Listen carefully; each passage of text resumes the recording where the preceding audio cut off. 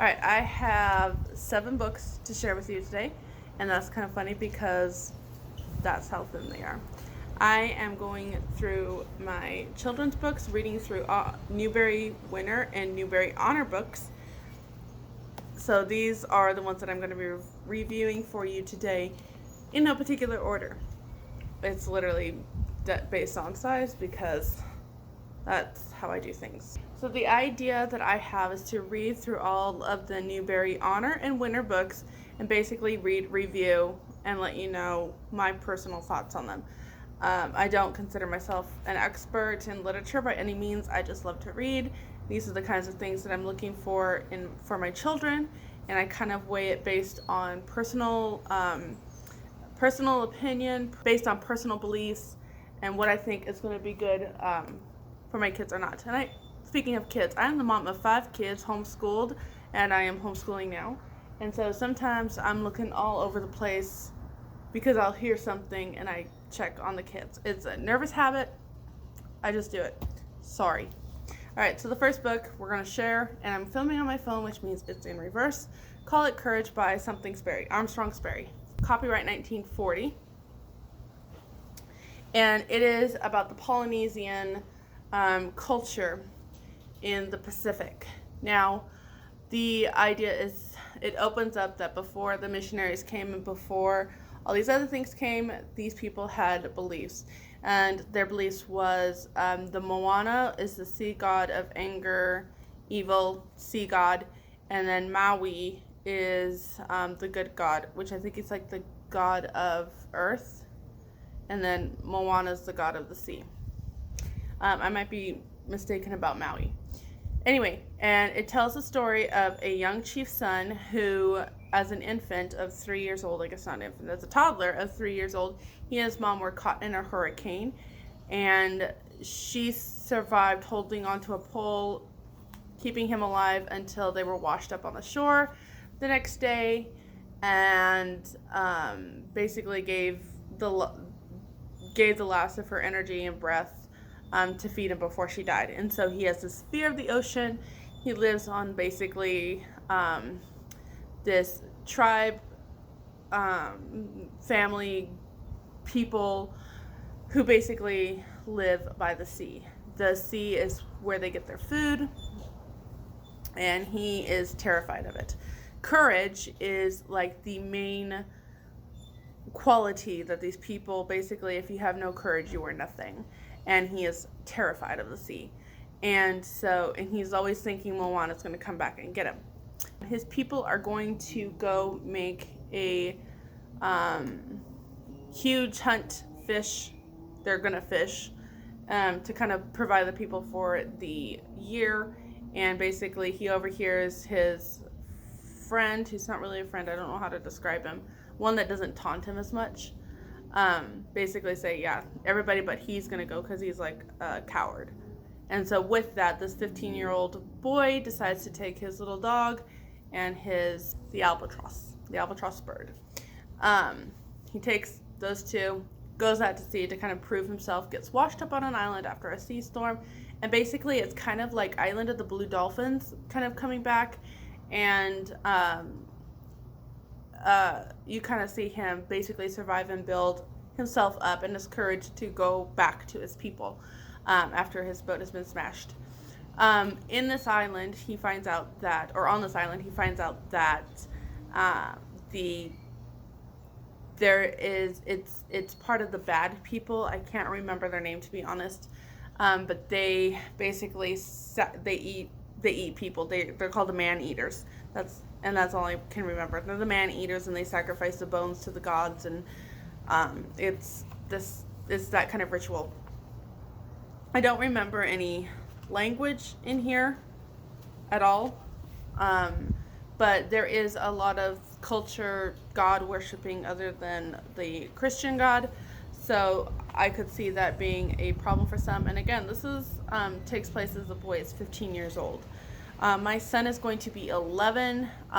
We have done lots of culture readings, missionary stories to understand how different people live And so this isn't going to be anything that he hasn't already learned about or known about. He's going, spoiler alert for this, but I'm sharing these reviews with you. But at one point he's going to be killing a shark and killing an octopus and killing a boar. I mean, it's literally Island of the Blue Dolphins for boys. And so this one is called Courage by Armstrong Perry, and I really, really did enjoy this. I kind of really got into that.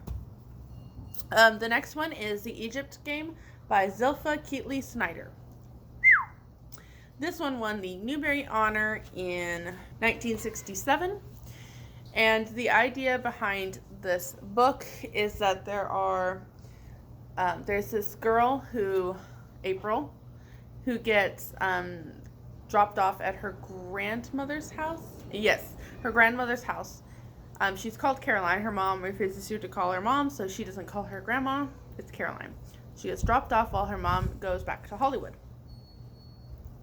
And she's very insecure about herself. She's very lonely, sad. I mean, this girl with the family like that, she hides behind her makeup, her updo hair, and her fur scarf. I can't remember what the word of that is. The grandma tries to set her up with a friend who has a younger brother, but basically they try to find a common ground, and the common ground is Egyptian mythology, Egyptian tales, Egyptian myths, all of that. Within this book, you've got those three characters. They end up meeting another girl who's lonely, and then she kind of ends up in this Egyptian game, and I'll explain the game in a minute. And then they have two boys that end up coming into this game, and it becomes a game of six.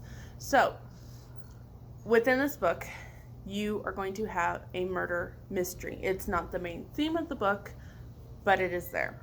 At one point, a young girl goes missing and is found dead, and a year before, a young boy had gone missing and is dead. And then at the end, April basically meets the killer and is almost dead. There's that. There is a mysterious shopkeeper that kind of watches them, and you kind of wonder what his story is.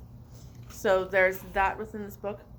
Another thing that you're going to find in this book is they are going to have gods that they play. So this is what I would call a living book, because these children learn about ancient Egypt and they basically create this entire world of themselves using everything that they've learned, literally. They learn about something and they go and they try to apply it and see how it would work with this and do a little bit of that, and it's a living book. There is a couple of words in here. I think I remember April saying something at one point, and then I think later on you hear another person saying something. I remember there being a couple words. But if this is going to be a problem, the fact that they literally create the Egyptian god Isis and Nefertiti, so they've got two little shrines there. They have little ceremonies. They create a hieroglyphic language that they communicate with each other, and they ask, a god to reveal to them certain things. So there is going to be some of that in here. However, it's really done in a playful way. Like, they're not really sacrificing. They're very careful. I just think it was a great idea to show how ancient Egypt lived and believed through the eyes of a child playing. I'm going to insert here that, these kids aren't in a Christian culture and environment, and my kids know that. So when I give them a book like that, they know that they don't have the same principles that we do about not doing this or that. So I just wanted to throw that out there. I really did enjoy the Egyptian game. I think I gave it 4 stars because I really did like it.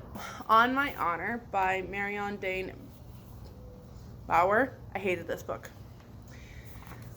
This takes place in the event of one day. It's very thin. And what happens here is you've got 2 boys.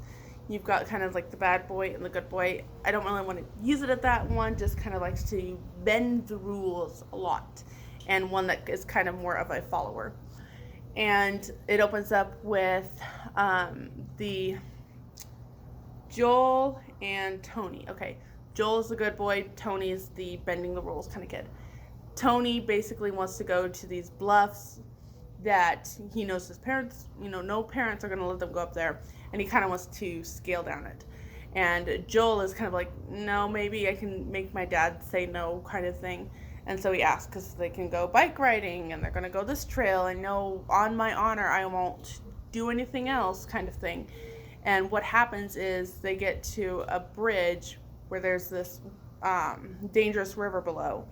And basically Joel stops there. Basically he says, let's go swimming, and Tony ends up drowning. That's the idea. And then Joel, for the next half of the book, is basically hiding this fact and carrying this guilt and creating the story to kind of explain why he doesn't know where Tony is. And then at the end, he's like, I watched him drown. I couldn't do anything. I couldn't save anything. And then he turns on his dad, and then at the end, the dad and Joel are in the bed and they're comforting each other, and they just, then it ends. That's the whole book. This is something I want to give to my kids? No. Honestly, if you want a book on consequences and things like that, maybe not something as drastic as this. This is ages 10 and up. No. Seriously, like I said, if you want a book on consequences and stuff and kind of the seriousness, Follow My Leader. I don't remember the author. I'll put it here. Follow My Leader. One of the books that I read as a kid. Absolutely loved it. The boy plays with the firecrackers after they know they're not supposed to. It blows up in his face. He goes blind, and he learns to live the rest of his life blind. All of his playtime is with his friends is now completely different from what he's used to. He has to learn being blind. It's a brilliant book. I love that book. And there's a dog in there, so it kind of makes everything a little bit easier to digest. This one? No, I was done with that. Okay, The Cat Who Went to Heaven by Elizabeth Coatsworth. So the idea about this is ancient Japan, and you've got this artist who is supposed to paint the Buddha.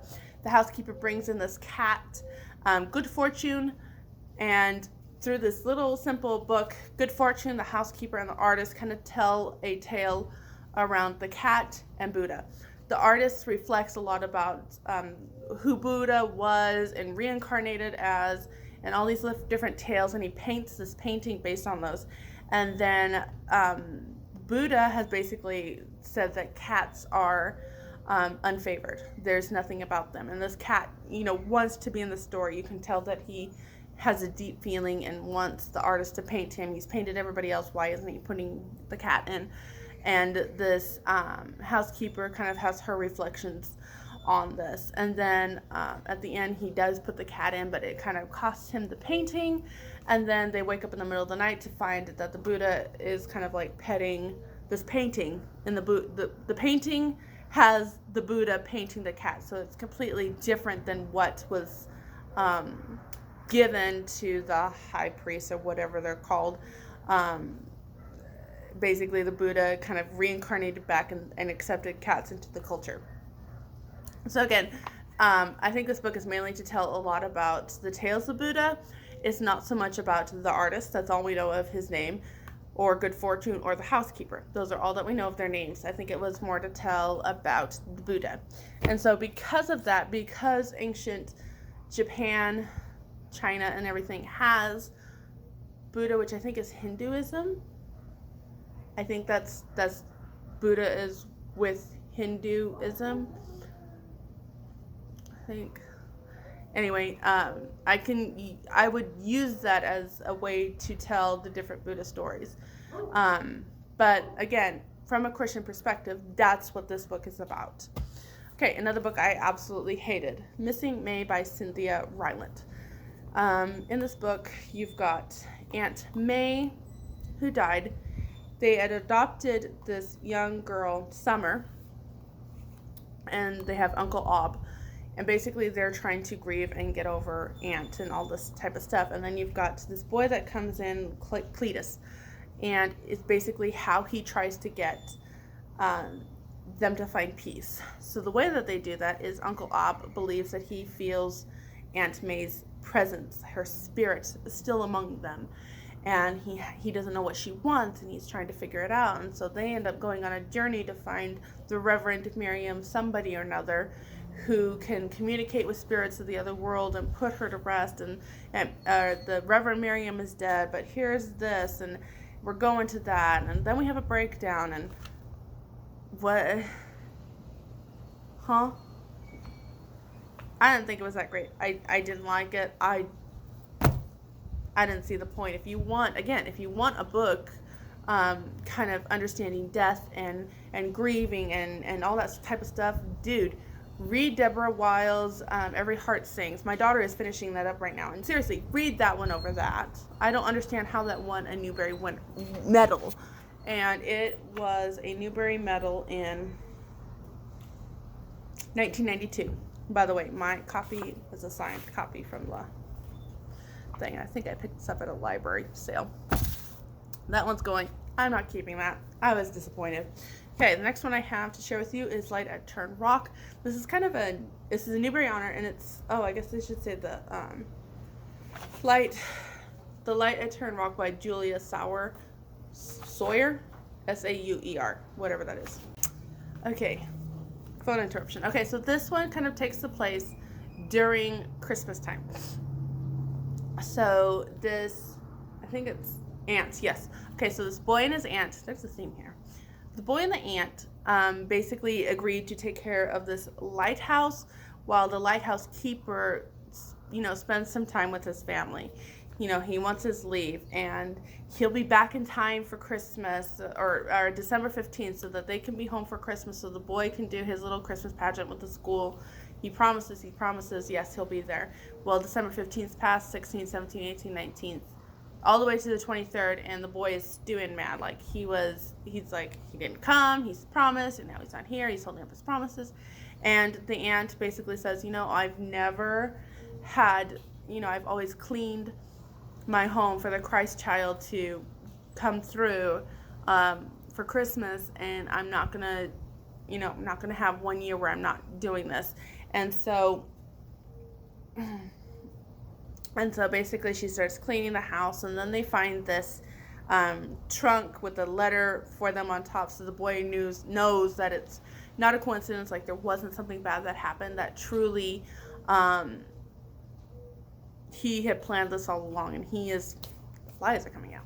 He is mad, he is angry. The aunt finds a letter, and she just keeps going and doing her thing. She's going to have a good Christmas. She's going to have a clean place for the Christ child to come. There are some great lines in here. I found this a very sweet story. Loved it. We'll definitely use this as a read aloud during Christmas time. Loved Light at Turn Rock. Easily 4 or 5 stars. Yeah. Okay, so the last one I'm going to share with you is Karen Cushman's The Midwifes Apprentice. It starts off with her name is Brat, then Beetle. There is some language in here. Oh, by the way, Missing May and On My Honor had language in there. Well, not a lot, but for a kid's book, I consider a lot. Moving on. With this one, you do have another word for urinate, and there was something else. I think the midwife said something that was like, but I don't remember what it was. But it was in the beginning, but further along, I didn't see anything. However, further along, I got really wrapped up into the story. So basically, you have this poor girl. She is found basically in the dung, trying to keep warm, and this midwife takes her in and basically uses her to help take care of things and keeps her there by minimal bread, water, and comfortable things. And she learns kind of the midwife life by watching and observing it. She's like 12 or 13. And then later on, through the seasons, she kind of grows and does all that. Through this, it's kind of like The Whipping Boy by Paul Fleischman, where there's some things that I'm just like, that's not good Victorian conversation here. But, during this time, it wasn't good Victorian conversation. There was some things that, a lot of superstitious, a lot of disgusting things that were happening, and it is a part of the times. It is a living book. And to be honest, when it first started, I wasn't sure that I was okay with this book. But the further it got along and the deeper you kind of invested yourselves in, she ends up being Elise, I think it is. I would say Elise, Allyce, mainly because I know somebody that's Alise or CE, and it's Elise. So I'm gonna say Elise, and it's kind of her story of growing and maturing and learning and all this kind of stuff. So it builds up and it gets you really invested into her life. You get to go through like the witch idea that they had, because they use things and what's the word, like how midwife tales, I guess for lack of a better word, came about. And life are getting really bad. Not only that, you have, what is the word I'm trying to think of, like the potions that they use, the superstitious stuff that they did, mixed in with the actual skills. We're going to use skills. So you've got your superstitious things that they would do along with some of the really skills that help Elise and Jane, the midwife, do their job. So again, I was surprised. I did end up liking this a lot more towards the end of the book than I thought I would at the beginning of the book. So I will give that one to my daughter probably in a year or two, just because there is some things in there that, well, actually in a year or two we're going to be going into medieval history too, so that'll be perfect. And it'll be a good time, a little more mature and kind of understanding times and ignorance and learningness, and how, she doesn't, Elise doesn't talk at the beginning, but she read at the beginning, but she does more at the end. And through her observance and through her just being patient and gaining wisdom and observing and watching and listening, she ends up being a very smart girl. And I think that kind of idea would be very, I'm not sure what I'm trying to say. I liked it. It was good. And that's going to be the wrap up for this video. I hope you enjoyed it. These are some books that I see a lot, especially in the library, since I wanted to give these reviews to you. Thank you so much for watching. Have another cup of coffee, read another chapter, and I'll see you in my next video. Bye.